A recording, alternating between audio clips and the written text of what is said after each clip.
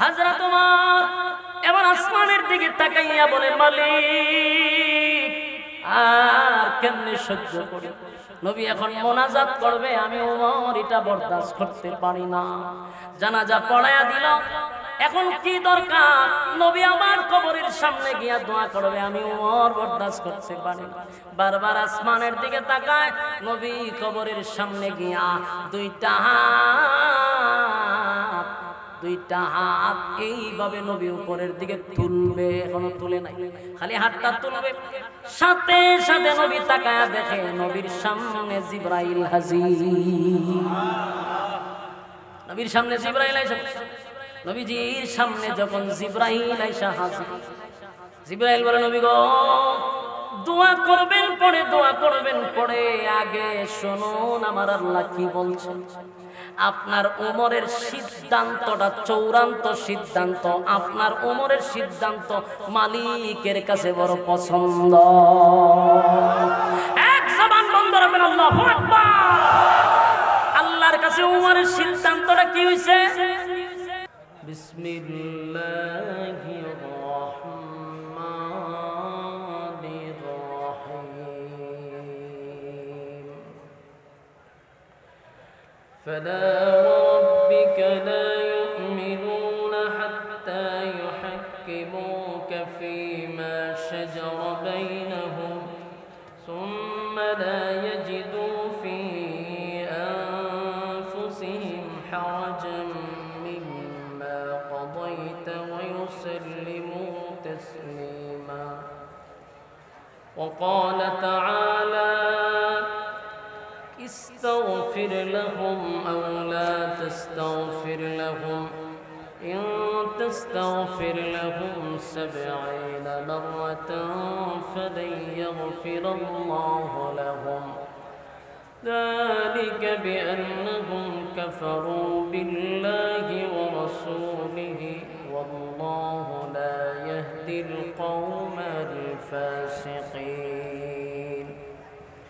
صدق الله العظيم وصدق رسوله النبي الكريم ونحن على ذلك من الشاهدين والشاكرين والحمد لله رب العالمين. দুরূদ শরীফ পড়েন, আল্লাহুম্মা সাল্লি আলা। আমি আপনাদের সামনে দুই জায়গা থেকে দুইটা আয়াত পড়ছি। পরিস্থিতি এবং প্রেক্ষাপট সমন্বয়ে আমি আলোচনাটা করতে চাই। দুইটা আয়াত দুই জায়গা থেকে পড়ছি। প্রথম যে আয়াতে কারীমা আপনাদের সামনে তেলাওয়াত করছি, এই আয়াতটা একটা ঘটনারে কেন্দ্র করে নাজিল হয়েছে। দ্বিতীয় আয়াতটাও একটা চিরস্থায়ী সমাধানের জন্য আল্লাহ নাজিল করছে। তাহলে আমরা ঘটনাটা বললেই বুঝতে পারবেন যে আয়াতটা কেন নাজিল হলো, প্রেক্ষাপট কি ছিল তখন। আল্লাহ রাব্বুল আলামিন সূরা নিসার এই 60 নম্বর আয়াতটা আল্লাহ নাজিল করছেন একটা প্রেক্ষাপটকে কেন্দ্র করে।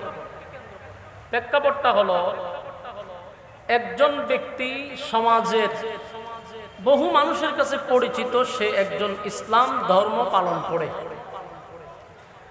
আর একজন প্রকাশ্যে ইসলাম বিরোধী ইহুদি, নবীর দুশমন। একজন ইসলাম ধর্ম পালন করে এমন কথাই মানুষের কাছে বলে এবং এটাই তার পরিচয়, আর একজন প্রকাশ্যে ইহুদি। দুইজন ব্যক্তির মধ্যে একটা তুমুল ঝগড়া শুরু হয়েছে একটা পণ্য নিয়ে। ইহুদি ব্যক্তির বক্তব্য হলো, দেখ এই পণ্যটা আমার, এটা আমি নিজে কিনে আনছি, তুমি হঠাৎ করে এই পণ্যের দাবিদার হয়ে গেছো। ঘটনাটা তো বুঝলাম না ভাই, কেন ঝগড়া করতেছ? মুসলমান ব্যক্তিরা বললো যে ভাই এটা তো আমার। ইহুদি বলে, না ভাই এটা তো আমার। দুইজনের ঝগড়ার এক পর্যায়ে ইহুদি ব্যক্তি বলল, এই ঝগড়া তো আমরা রাত পর্যন্ত করতে পারবো, কিন্তু সমাধান হবে না। সমাধান কিভাবে? তো সমাধান হলো, তোমাদের নবী মুহাম্মদুর রাসূলুল্লাহ সাল্লাল্লাহু আলাইহি ওয়াসাল্লাম যে বিচারটা করবে আমি সেটাই মেনে নিব। বলুন এই বক্তব্য মুসলমানের না ইহুদির? ইহুদি ব্যক্তির কথা হলো, তোমার নবী যে সমাধান দেয় আমি এটা মেনে নিব। মুসলমান ব্যক্তি চিন্তা করলো আমি মুসলমান, নবী আমার, রায় তো আমার পক্ষে আসবে, চল যাই মুহাম্মদের কাছে। রাসূল আরবি সাল্লাল্লাহু আলাইহি সাল্লাম বিচার যখন ওনার হাইকোর্টে গেল, পার্লামেন্টে বিচার নিয়ে গেল, রাসূল বিচার করবে। তো রাসূলের বিচারটাকে আমাদের বাংলাদেশের বিচার হয়, কথা হয় না? রাসূলের বিচার আর আমাদের বিচার কি সমান?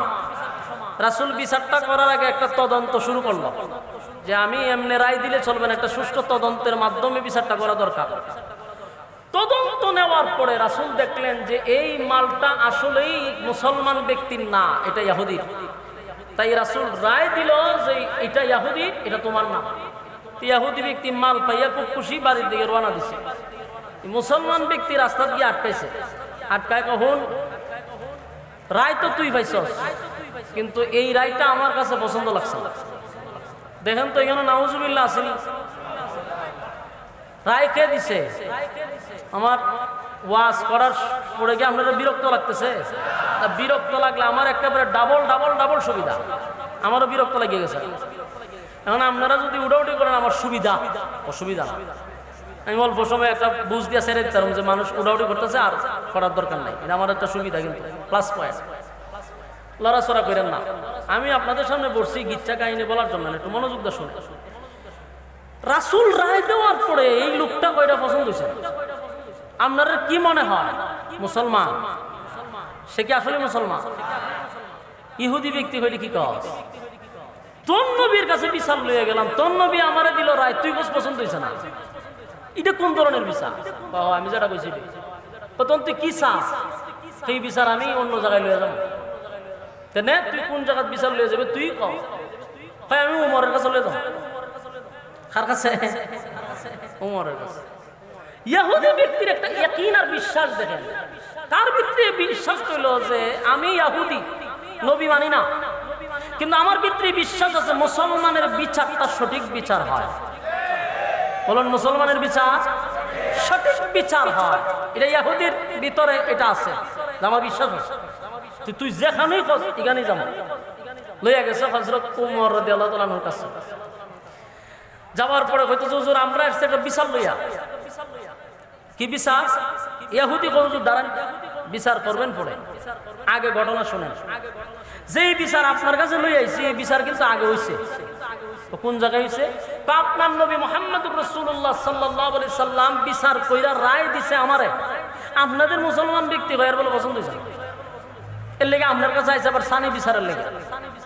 হযরত ওমর রাদিয়াল্লাহু তাআলা আনহু নরম না গরম, রাগ কম না বেশি? ওনার শরীরে রক্ত লাল হয়ে গেছে। জিগায় মুসলমান ব্যক্তিরে কি ঘটনা সত্য বলেছি? আচ্ছা ঠিক আছে, ঘটনা যদি সত্যি হতে তুই কেন দাঁড়া, আমি আইতাছি। এই কথা বলে হযরত ওমর গেলেন গড়ে, গড়ে গিয়ে কি করছে? তলোয়ার একটা লইয়া সামনে হারিয়েছে। হারিয়া কয় মুহাম্মদুর রাসূলুল্লাহ সাল্লাল্লাহু আলাইহি সাল্লাম বিচার করছে, রায় দিছে, তোর পছন্দ হয় নাই, আমি উমরের কাছে আইছো সানি বিচার লই, আমি রায় দিতাম। তা আমার আদালতের বিচার হইল যার রাসূলের বিচার পছন্দ হয় না, আমার আদালতের রায় হলো তার বডির থেকে মাথা আলাদা করে দেওয়া। এটা কার বিচার? উমরের বিচার। বডির থেকে তার মাথা আলাদা করে দেওয়া।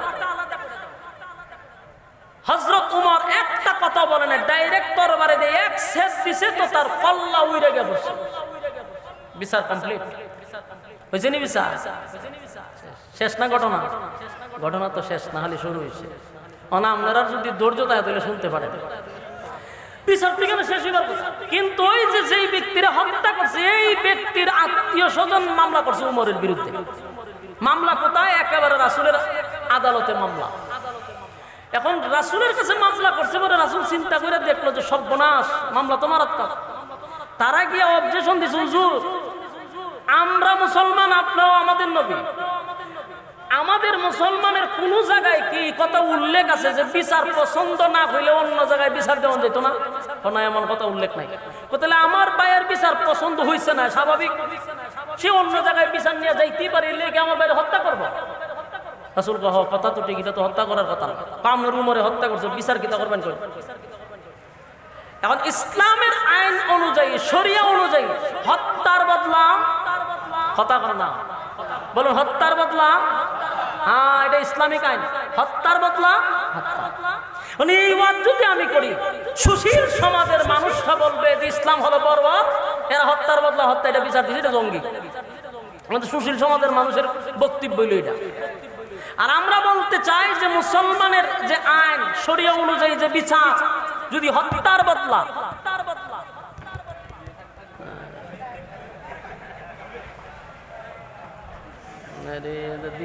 মানুষ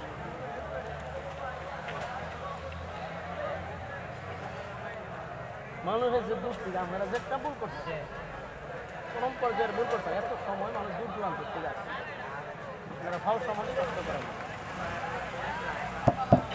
বসবেন না আমারে সংক্ষিপ্ত করার সুযোগ দিবেন? বসেন। প্রেক্ষাপটটা কিভাবে আসতেছে একটু শুনেন, জরুরি দরকার, মনোযোগ দেওয়া দরকার। ইসলামিক আইন অনুযায়ী যদি আমাদের দেশ চলতো, আল্লাহর কসম বলুন এই দেশে খুন খারাপি চলতো। ইসলামিক আইন অনুযায়ী যেই দেশে বিচার হয় ওই দেশে এত খুন খারাপি চলে। সবচেয়ে বেশি খুন খারাপি চলে যেই দেশে ইসলামিক আইন নাই। হত্যার বদলা যদি হত্যা হইতো, মানুষ কোনোদিন মানুষকে হত্যা করার সাহসটুকু পাইতো না। কেন মানুষ হত্যা করে? কারণ হত্যা করার পরে তার হত্যা হয় না। সে চিন্তা করে হেরে যদি আমি জবাই ফিরে নিতে পারি, হেরে যদি হত্যা করতে পারি, জিয়াল নামে 5 বছর খাটলাম, এরপরে তো বাইরে আমি কিন্তু এরে শেষ করলাম। দেখেন না আমাদের দেশের জুরা খুন হওয়ার পরেও জেলখানায় শ্বশুরালয়তে থাকে, কোনো টেনশন নাই। কিছুদিন পরে বড় ভাই ছোট ভাই দিয়ে আবার বাইরে আয় পড়ে। সঠিক বিচার না হওয়ার কারণে বাংলাদেশে কুকুর বিড়ালের রক্তের দাম আছে, মানুষের রক্তের দাম নাই। এর একটা মাত্র কারণ, সঠিক বিচার শোনার বাংলাদেশে হয় না। বিচার নাই তো, সঠিক বিচার নাই বাংলাদেশে। গুম, হত্যা, দর্শন বাংলাদেশের পান্তাবাদ হয়ে গেছে। এমন কোন একটা দিন নাই পত্রিকায় হেডলাইনে থাকে না অমুক হত্যা হয়েছে, অমুক গুম হয়েছে। এটা প্রতিদিনের নিউজ। মানুষ মরতেছে, মারতেছে, কে কার বিচার করে? কয় মানুষের ফাঁসি দেওয়া হয়েছে, বিচার নাই। আর যদি উপরে বড় ভাই ছোট ভাই তাই তো আমার কোনো অসুবিধাই নেই।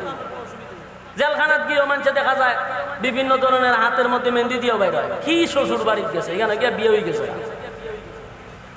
একমাত্র ইসলামিক আইন না থাকার কারণে দর্শন, 80 বছরের বৃদ্ধার থেকে নিয়ে 6 বছরের বাচ্চা পর্যন্ত দর্শন হচ্ছে, কোনো সঠিক বিচার নাই। ইসলামিক আইন অনুযায়ী হলো তারা পাথর মাইরে মাইরে ফেলাও। বাংলাদেশি বিচার আসেনি, 100টা দর্শন করে এরপরেও এর বিচার হয় না, বরং ফুলটা মিষ্টি খাওয়ায়। তো এই দেশের দর্শন বাড়বো না কমবো? খুন খারাপি কমবো না বাড়বো? হযরত উমরের নামে যখন মামলা দিছে, রাসূল বললেন আমার পার্লামেন্টের বিচার হলো হত্যার বদলা হত্যা। উমর হত্যা করছে, উমরকে হত্যা করতে হবে। চিন্তা করছেন? কোনানো গেছে, কিন্তু রাসূল চিন্তা করে গেছে। চিন্তা কেন করছে? উমর সাধারণ কোন সাহাবী না। উমর কোন সাহাবী সাধারণ না।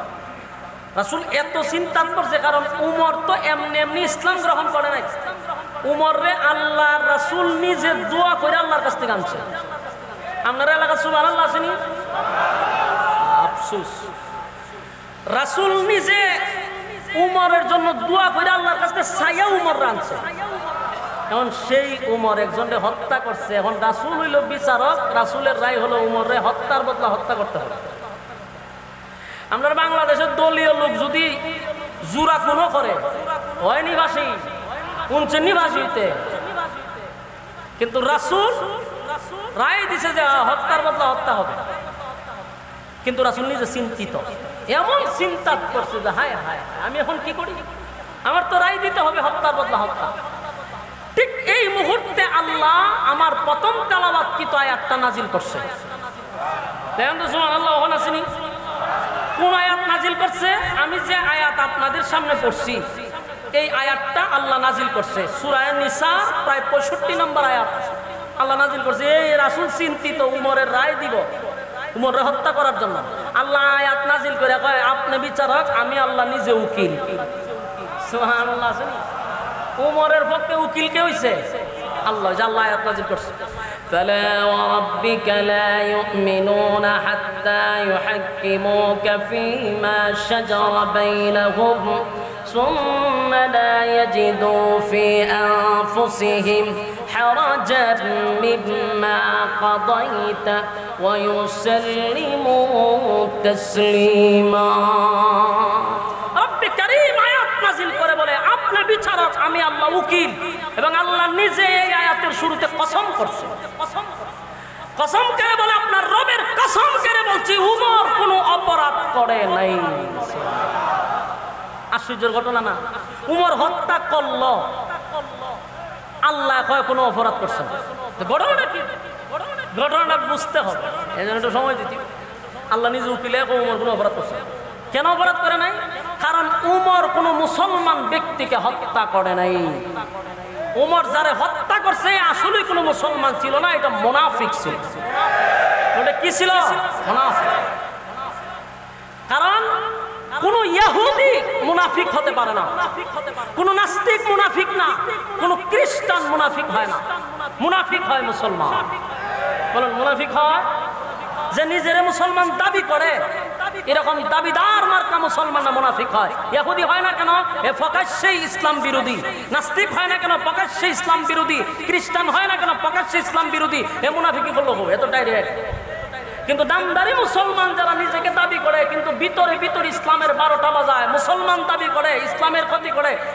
এরা হলো ইসলামের ভাইরাস উমর ভাইরাস ছাড়াই করছে উমর কোনো মুসলমান মারছে না আয়াত নাযিল করে আল্লাহ জানাই দিয়েছে ওই লোকটা নিজের মুসলমান দাবি করতো আসলে সে মুসলমান ছিল না মুসলমানই যদি হতো নবীর তরিকা সে মানছে নবীর বিচার যে বাড়ার পছন্দ হয় না এ মুসলমান হয় কেন কথা কই না দি আপনারা 1400 বছর আগের ঘটনা কইতাছি বলুন তো দেখি 1400 বছর পরে 2024 সালে এমন লোক আসেনি বাংলাদেশে যারা মুসলমান দাবি করে কিন্তু নবীর বিচার পছন্দ হয় না হ্যাঁ কথা কই না দি এরকম লোক নাই নবীর তরিকা তার ভালো লাগে নবীর বিচার ব্যবস্থা তার পছন্দ হয় না কিন্তু সে মুসলমান দাবি করে তাহলে 1400 বছর আগের মুনাফিক এখনকার মুনাফিকের মধ্যে কোনো বেশ কম আছে ব্যাপারে আল্লাহ নিজে উকিল হইছে ওইয়া উমর কোনো অপরাধ করছে না সুবহানাল্লাহ উমর রায় পাইলে উমর কোনো অপরাধ করে না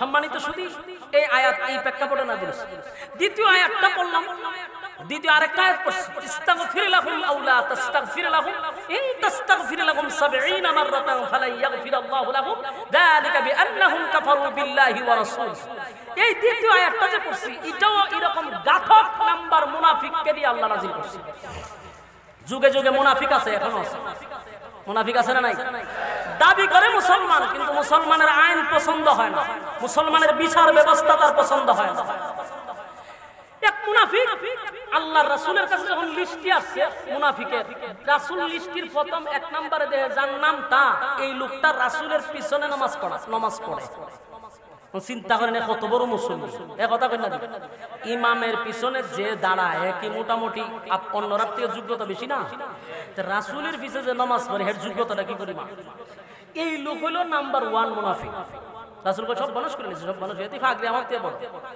হের দি দাড়ি আমার থেকে বড় যুগ বড় এদি আকাম করে বুঝি এই অবস্থা এক নাম্বার তালিকায় এসে পড়ছে রাসূল তো দয়া মায়া বেশি কেউ কাছে বলছে ঘটনা কোন লোকটা যখন মারা গেছে তার ছেলে হইল আব্দুল্লাহ খুব রাসূলের ভক্ত এবং রাসূলের একজন সাহাবী আয়া কয় হুজুর ঘটনা তো ঘটছে বলে কি ঘটছে বলে আমার আব্বা মরে গেছে তার আব্বা যে শয়তানের খারাজিল কি এটা কিন্তু মোটামুটি সবাই জানে কারণ সমাজে যখন আপনি আকাম প্রকাম করে বেড়াইবেন সমাজে যখন জুলুম করবেন আপনি ভাববেন না যে আপনার পাশের মানুষ আপনার আকামের ব্যাপারে জানে না এটা ভুল সবাই জানে আপনার আকামের ব্যাপারে আপনার জুলুম থেকে বাঁচার জন্য বলে না কিন্তু আপনি যে আকাম না এটা বুঝে সবাই এর ব্যাপারে সবাই জানে যে এটা লোক বালা না মানে এর ছেলে এর আসলে সঙ্গে খুব কাঁদতেছে কেন কান্দ হয় আমি তো জানি আমার আব্বা বেশি বালা আছে শয়তানের খারাজিল কি আছে কিন্তু বাপ তো আমার একটু মায়া লাগে তা আমি কি করতাম বলে আমার মনটাই কইতাছে আপনি যদি জানাজা পড়াই দেন আমি নিশ্চিত আমার আব্বা জান্নাতে যাবে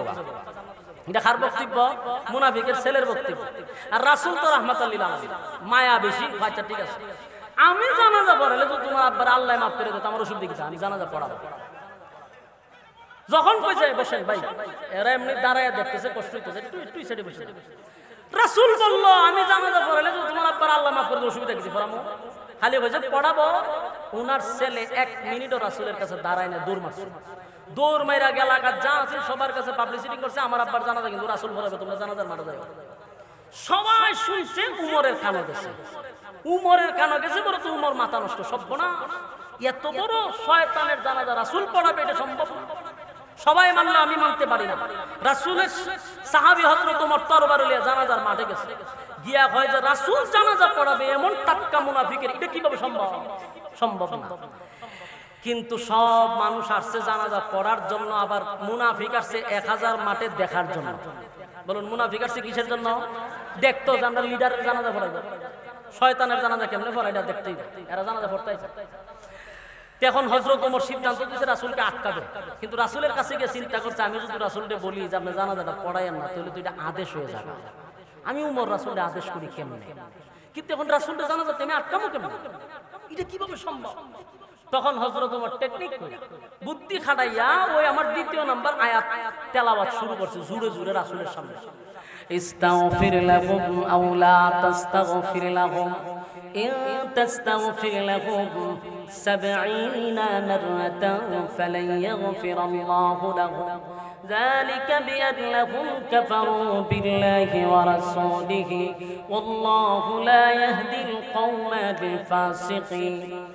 বারবার বারবার নবীজির চতুর্দিকে ঘুরতে লাগলো আর আয়াতটা বারবার তেলাওয়াত করতে লাগলো। আল্লাহর নবী বুঝার বাকি নাই, ওমর আমারে কি বুঝাইতে চায় রে, ওমর আমারে কি জানাইতে চায়। হযরত ওমর পয়গম্বরকে ডাইরেক্ট নিষেধ করতে পারলো না যে হুজুর আপনি জানাজাটা পড়ায়েন না গো, কিন্তু আয়াত দিয়া নবীরে অবগত করতে চায় লোকটা বেশি বালা না, এর জানাজা আপনি নবী কেমনে পড়ান। বারবার কতক্ষণ পর পর যখন নবীর সামনে হযরত ওমর আয়াতটা তেলাওয়াত করতে লাগলো, আল্লাহর নবী বুঝা হযরত ওমরকে বলে, ওমর রে কি বুঝাইতে চাও, বুঝার তো আমার বাকি নাই। তুমি যে আয়াতে কারিমা বারবার আমার কাছে তেলাওয়াত করতেছো, এই আয়াতের কোথাও তো আমার আল্লাহ একবারের জন্য বলে নাই যে আমি এই লোকের জানাজা পড়াবো না, অথবা জানাজার ব্যাপারে আয়াতের কোনো ইঙ্গিত নাই, নামাজ পড়াবো না এমন কোনো কথাও এই আয়াতে নাই। এই আয়াতে আল্লাহ স্পষ্ট ঘোষণা দিয়েছেন, মুনাফিকের জন্য যদি আমি নবী হইয়া 70 বার দোয়া করি, আমার আল্লাহ আমি নবীর দোয়া কবুল করবে না। এ বাহুবলের মানুষ, কথাগুলি আবার মনোযোগ দিয়ে শুনেন, কথাটা সাধারণ না, খুব ভাবার বিষয়। নবী দোয়া করলে ডাইরেক্ট কবুল হয়ে যায়, আল্লাহর দরবারে চাইতে দেরি পাইতে দেরি হয় না। সেই নবীকে আমার আল্লাহ ঘোষণা দিয়েছে, ইস্তাগফির লাহুম আও লা তাস্তাগফির লাহুম ইন তাস্তাগফির লাহুম 70 মাররাতান ফালান ইয়াগফিরাল্লাহু লাহুম যালিকা বিআন্নাহুম কাফারু বিল্লাহি ওয়া রাসূলিহি ওয়াল্লাহু লা ইয়াহদিল কওমাল ফাসিকিন। এই আয়াতে রব্বে কারীম জানায়া দিল, নবী হইয়া যদি আপনি একবার নয় গো, একবার নয় আপনি নবী যদি 70 বার দোয়া করেন, নবী ওয়াদা দিলাম আপনার দোয়া আমি আল্লাহ কবুল করব না। এই আয়াতে রব্বে কারীম আমারে বলছে আমি 70 বার দোয়া করলে দোয়া কবুল হবে না। এই আয়াতের কোথাও তো জানাজার নামাজ পড়াইব না এমন কথা তো আল্লাহ বলে নাই। আমি জানাজা পড়তে আসছি, আমি তো দোয়া করতেছি না জানাজা পড়াবো। হযরত ওমর চিন্তায় পড়ে গেল, ঘটনা তো সত্য, এই আয়াতের কোথাও তো জানাজা পড়া না পড়ার ব্যাপারে কোনো কথা নাই, কিন্তু নবী তো জানাজা পড়াবে। হযরত ওমর বরদাস্ত করতে পারতেছে না, সব সাহাবীরাও একই প্রশ্ন, কিন্তু আল্লাহর নবীর সামনে দাঁড়াইয়া কোন সাহাবীর এই শক্তি নাই গো, নবীর সামনে দাঁড়াইয়া বলবে নবী গো আপনি জানাজা পড়াইয়েন না, এমন সাহস তো কারো নাই। একমাত্র উমর নবীর সামনে দাঁড়াইয়া যদিও বলতে না পারো কিন্তু আয়াতটা বারবার পড়তেছিল। আল্লাহর নবী স্পষ্ট ঘোষণা দিল, এ উমর এই আয়াতের কোথাও নামাজের কথা নিষেধ নাই, তাই নামাজ পড়াবো। কিন্তু হযরত উমর আসমানের দিকে তাকাইয়া বলে, মালিক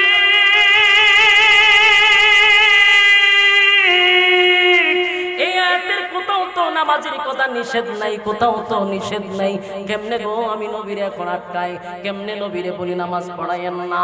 আয়াতে বলা আছে মুনাজাত কইরেন না, দোয়া কইরেন না, নামাজের কথা নিষেধ নাই। নবী তো জানাজা পড়াবে। সাহাবীরাও মন কালো, কারণ এত বড় মুনাফিক, এত বড় গাদ্দারের জানাজা নবী পড়ায়া দিবে। 1000 মুনাফিক মাটির বাহিরে দাঁড়াইয়া নবীর দৃশ্যগুলা দেখতেছিল। হযরত ওমর যতই আয়াত পড়ুক নবী এই দিকে কোনো সময় দিলেন না। নবী আরো অ্যাডভান্স হয়ে গেলেন, সামনের দিকে গেলেন, লাশের সামনে গিয়ে দাঁড়াইছে। মুনাফিকের লাশের সামনে দাঁড়াইয়া নবীর মুখ থেকে একটু তু ওই মুনাফিকের মুখে লাগায়া দিল। এই দৃশ্য দেখে সাহাবীরা আরো অবাক হয়ে গেছে। নবীর মুখের তু তো যেমন তেমন না। আল্লাহর নবীর যখন তু মুখের তুটা মুনাফিকের মুখে লাগায়া দিছে, সাহাবীরা বলে হায় হায়, এত বড় গাদ্দারের মুখে আমার নবীর থু লাগায়া দিল। কিন্তু আল্লাহর নবী আরো সামনে গেল, আরো অবাক করে দিল। নবীজির শরীর থেকে জুব্বাটা খুলে ফেলছে। জুব্বাটা কইলা আব্দুল্লাহ রে বলল, আব্দুল্লাহ এই নে আমি নবীর জুব্বাটা তোর আব্বারে দিলাম, তোর আব্বারে তুই কাপন স্বরূপ পড়ায়া দে। চিৎকার দিয়া কবি সুবহান। সাউন্ড বাড়ান, সাউন্ড। আল্লাহর নবীর জুব্বার দাম আছে না? কথা কই না দিক। নবীর জুব্বা সাধারণ কথা নয়, নবীর জুব্বা সাধারণ কথা নয়। সাহাবীরা এই দৃশ্য দেখে আর বরদাস্ত করতে পারল না। সাহাবীরা মাটিতে পড়ে কান্দে বলে, হায় রে সাহাবী হইয়া নবীর জুব্বা পাইলাম না, টাটকা মুনাফিক হইয়া নবীর জুব্বা পাইল, কেমনে গো? এটা আমাদের চোখের সামনে বরদাস্ত করে। নবীর জুব্বা একটা মুনাফিক পাইল, সাহাবীরা কান্নার রোল ফালায়া দিল। আল্লাহর নবী আবার বললেন, সাহাবীরা শুনো, আব্দুল্লাহ ভালো করে শুন, তোর আব্বার মুখে কেন তুতু লাগাইলাম? আমি নবীর জুব্বা তোর আব্বারে কেন দিলাম? আমি তুতু লাগায়া দিছি এই জন্য আমার তুতুর বরকতে যেন তোর আব্বারে আমার আল্লাহ মাফ করে দেয়। আব্দুল্লাহ শুন, তোর আব্বারে আমি জুব্বা কেন দিছি জানো? জুব্বা কেন দিলাম জানোস নি? জুব্বাটা আমি নবীর এত দামি জুব্বা তোর আব্বারে কেন দিলাম শুন তাহলে। বদরের যুদ্ধে যখন আমার চাচা মারা গেল আব্বাস রাদিয়াল্লাহু তাআলা, সব বদরের সাহাবী যারা মারা শহীদ হয়েছে, শহীদ সাহাবীদেরকে যে দাফন কাফন করবে, শরীরে যে কাপড় নাই, কিভাবে কাপড়ের কাপড় দিবে? কোনো কাপড় নাই। অনেক সাহাবীদের শরীর থেকে নিজের জুব্বা খুলে শহীদ সাহাবীদেরকে পড়াইয়া তাদেরকে দাফনের ব্যবস্থা করলো। কিন্তু নবী বলেন, আমার চাচা লম্বা ছিল, মোটা ছিল, যার তার জুব্বা তো আর আমার চাচার শরীরে লাগে না। এখন কি করি? এই আব্দুল্লাহ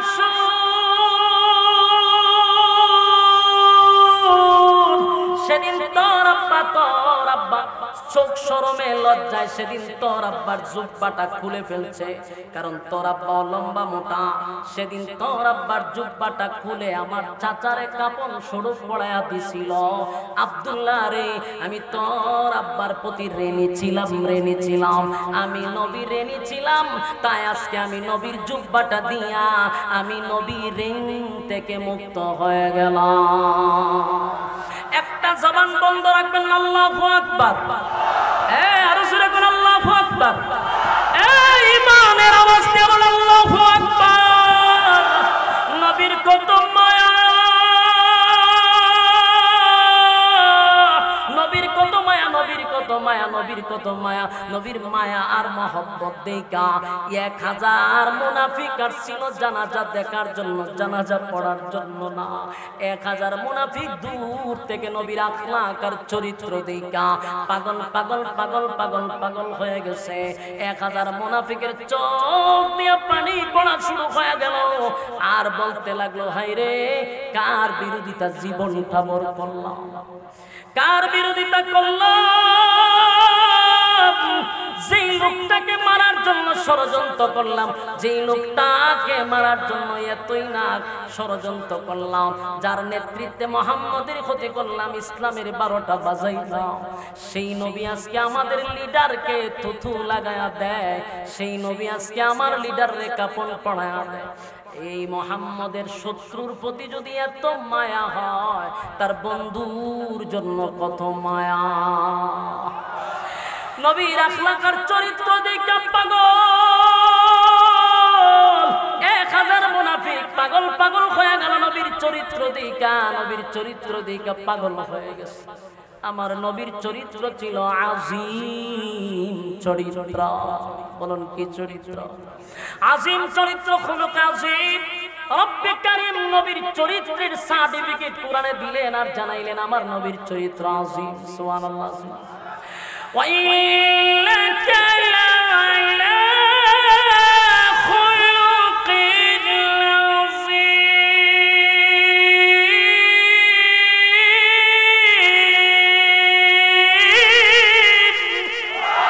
আল্লাহ বলেন আজিম চরিত্র দান করলাম, যে চরিত্র দেখে মুনাফিকরা পর্যন্ত চোখের পানিটা ছেড়ে দিয়া কান্না শুরু করে দিল।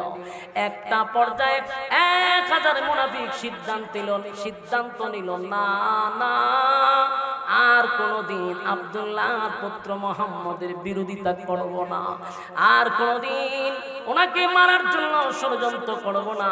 আমাদের লিডারের প্রতি মুহাম্মদের এত মায়া আর এত সুন্দর আখলাক আর চরিত্র।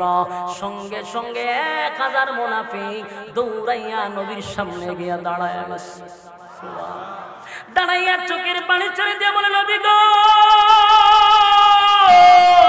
অন্যায় করছি, অপরাধ করছি গো নবী। যেই লোকটারে আপনি জুব্বা পড়াইলেন, যেই লোকটারে তথু লাগায়া দিলেন, এই লোকটা হলো আমাদের লিডার। 1000 কর্মী আমরা দাঁড়ায় আছি, সবগুলার কর্মী হলো আমাদের লিডার। সেই লিডারের প্রতি আপনার মায়ার ভালোবাসা দেখা পাগল হয়ে গেছি। কার বিরোধিতা জীবনটা বর করলাম, কার বিরোধিতা করলাম। আজকের থেকে সিদ্ধান্ত নিলাম, দুশ্মনের প্রতি যদি আপনার এত মায়া হয়, মায়া হয়, মায়া হয়, তাহলে বন্ধুর জন্য আপনার কত মায়া হবে। আমরা দুশ্মন হতে চাই না, আপনার বন্ধু হতে চাই। 1000 মুনাফিক নবীর কাছে কালেমা পড়ে তারা ঈমান আনছে। জোরে কোন সুবহান, জোরে কোন কি দেখা? আখলাক আর চরিত্র দেখা 1000 মুনাফিক নবীর সামনে যখন কালেমা পড়লো আর এই কথা বললো যে এটা আমাদের লিডার ছিল, এই দৃশ্য দেখা সাহাবায়ে কেরাম খুশি হইল, আনন্দিত হইল। কারণ মরছে কয়টা? আরো জোরে মরল তো একটা, আর কালেমা পড়লো 1000 কালেমা পড়ছে, 1000 কালেমা পড়ছে, এটা তো সুসংবাদ পাওয়ার কথা। কিন্তু সবাই খুশি হইল, হযরত ওমর এখনো খুশি না। হযরত ওমর আরো রাগান্বিত হইল, নবীর সামনে দাঁড়াইয়া কথা বলতে পারে না। কিন্তু ওমরের যুক্তি হলো, এতক্ষণ না হয় নবী জানতো না, কিন্তু এখন তো 1000 মানুষের কথা শুনি না, নবী জানতে পারছে এই লোকটা যে প্রকাশ্যে ইসলামের শত্রু। এত বড় মুনাফিকের জানাজা নবী কেমনে গো পড়াবে? আমি ওমর বরদাস্ত করতে পারি না।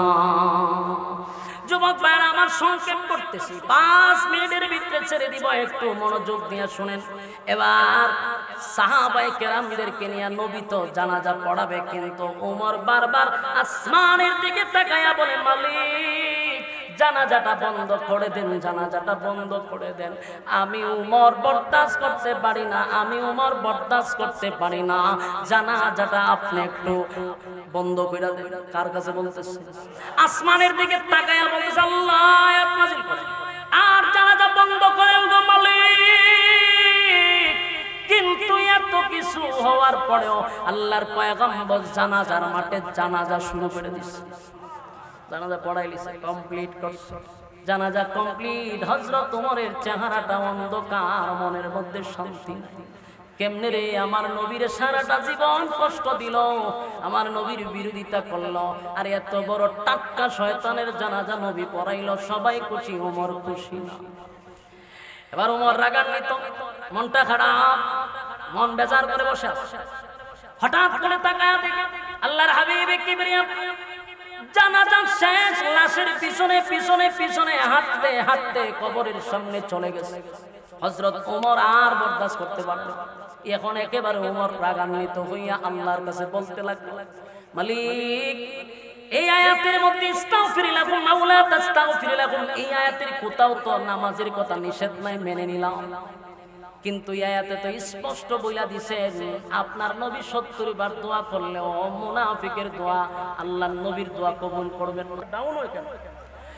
যুবক ভাইরা আমার, হযরত ওমরের বক্তব্য হলো এই আয়াতে তো স্পষ্ট মুনাফিকের জন্য দোয়া করলে দোয়া কবুল হবে না, কিন্তু নবী এখন হাঁটতে হাঁটতে কবরে যায় কেন? দোয়া তো নিষেধ, দোয়া করে কেন?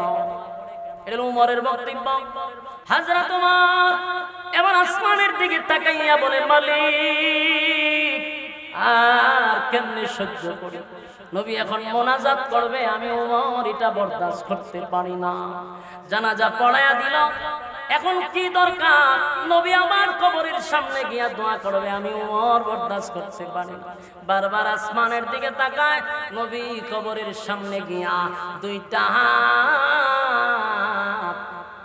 হাত এইভাবে নবী উপরের দিকে তুলবে, এখনো তুলে নাই, খালি হাতটা তুলবে। সাথে সাথে নবী তাকায়া দেখে নবীর সামনে জিবরাইল হাজির।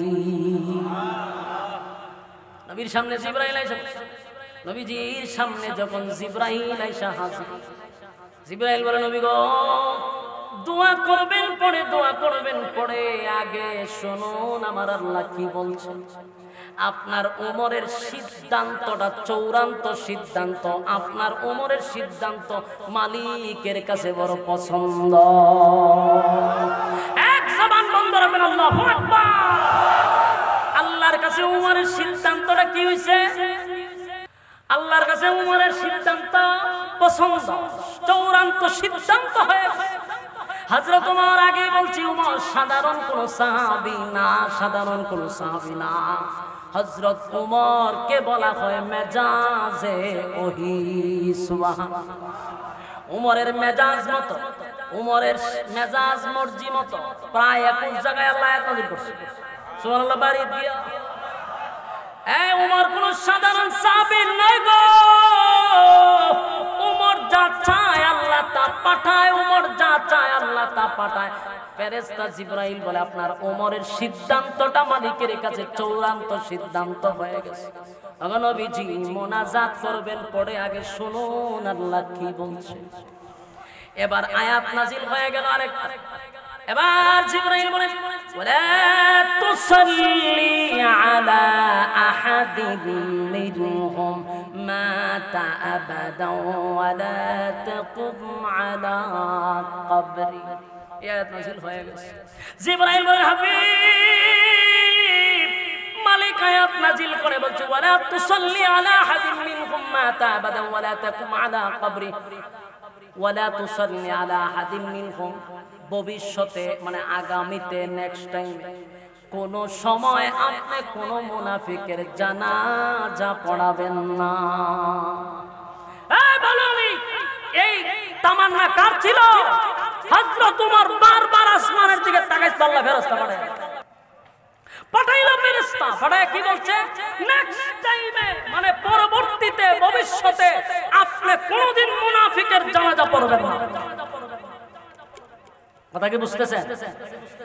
শুধু জানাজা পড়বেন না এই কথাই না, ওয়ালা তুসাল্লি আলা আহাদিন মিনকুম মাতা আবাদা ওয়ালা তাকুম আলা কবরি। শুধু নামাজ না, আল্লাহ বলেন মুনাফিকের কবরের সামনে দাঁড়াইয়া আপনি নবী মুনাজাত করবেন না। বলুন, ওমর যা চাইছিল আল্লাহ তা পাঠাইছে। মনোযোগ দিয়া শুনেন, ওমর যা চাইছিল আল্লাহ তা পাঠাইছে, ঠিক না?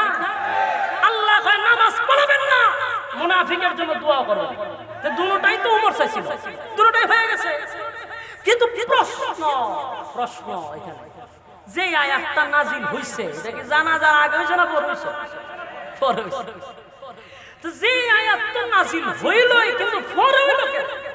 এই আয়াতটা যদি জানাজার আগে নাজিল হয়ে যেত তাহলে তো জানাজাটা শেষ হয়ে যেত, জানাজা কি আর হইতো? উমর তো জানাজার আগে বারবার আল্লাহ আয়াত পড়ায়, আল্লাহ আয়াত পড়াইলো কিন্তু মুনাফিকের জানাজা কমপ্লিট হওয়ার পরে। কথা ঠিক নেই? যখন জানি একটা প্রশ্ন আছে না, এই প্রশ্নটা আপনারা শোনার দরকার না, মনোযোগ। গিচ্ছা কাহিনী চলতেছে, মনে হয় যখন চতুর্দিক দিয়ে বিজ্ঞ আলেমরাই মাদ্রাসা সেগুলো দিসরা বসা, এখানে গিচ্ছা তো চলা, আমি গিচ্ছা এমন করি না।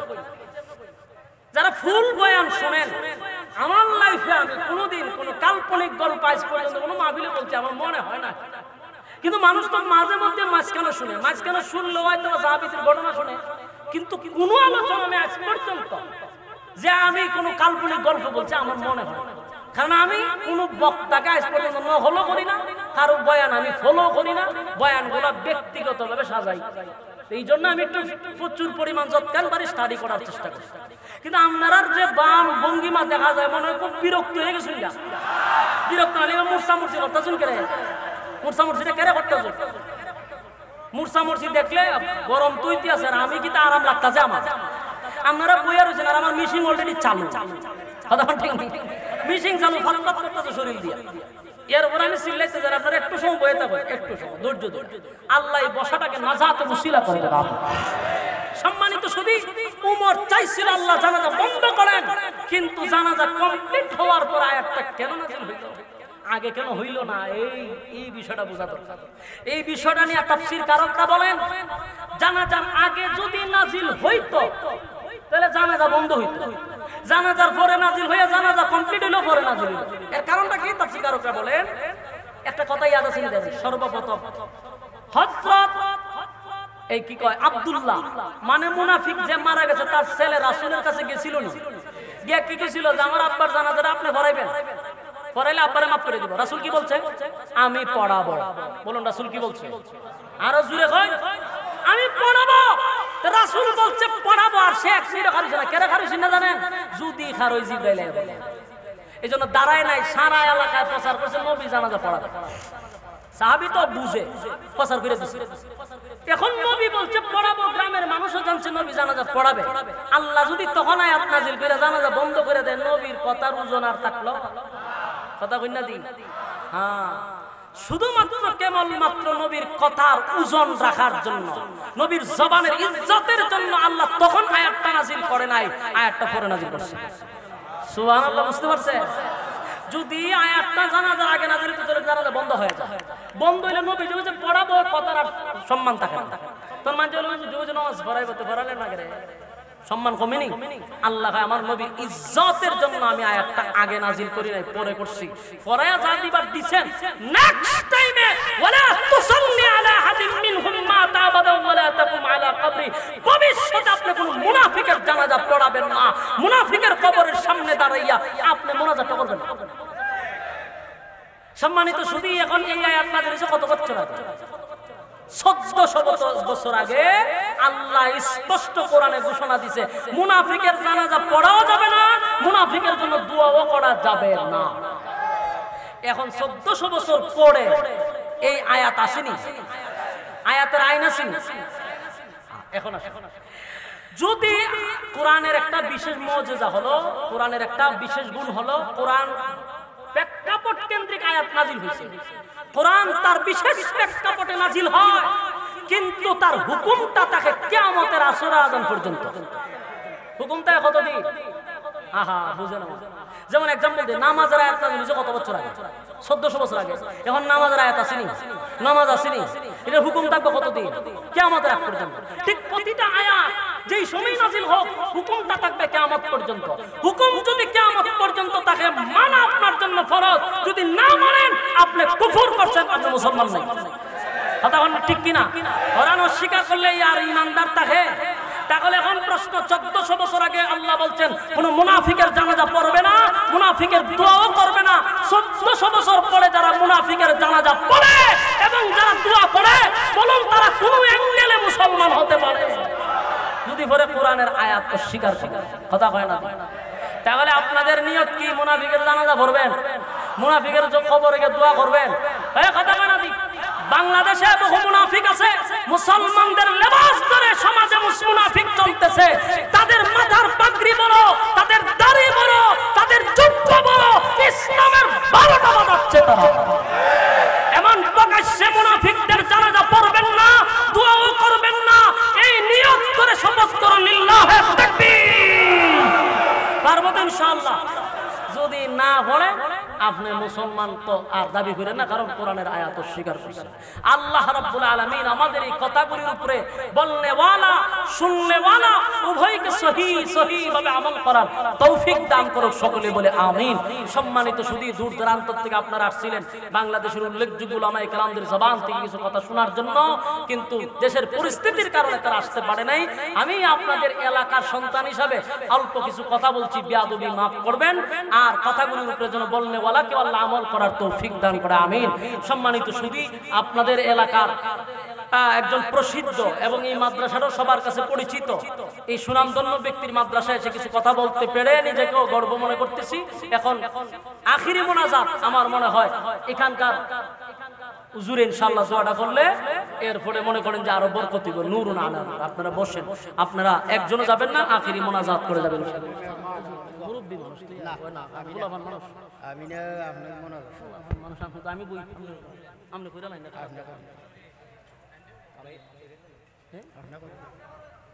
আচ্ছা, দুরূদ শরীফ পড়ি। আল্লাহুম্মা সাল্লি আলা মুহাম্মাদিন ওয়া আলা আলি মুহাম্মাদ কামা সাল্লাইতা আলা ইব্রাহিম ইন্নাকা হামিদ। আমার মাদ্রাসা আপনাদের পাশেই তো ইনশাআল্লাহ। আমার মাদ্রাসাটার লাগি একটু দোয়া করবেন। পরিস্থিতি তো আপনারা জানেন, আপনাদের কাছে দোয়ার ভিখারি হচ্ছি। আমার মাদ্রাসার জন্য আপনারা একটু খাস করে দোয়া করবেন। সময়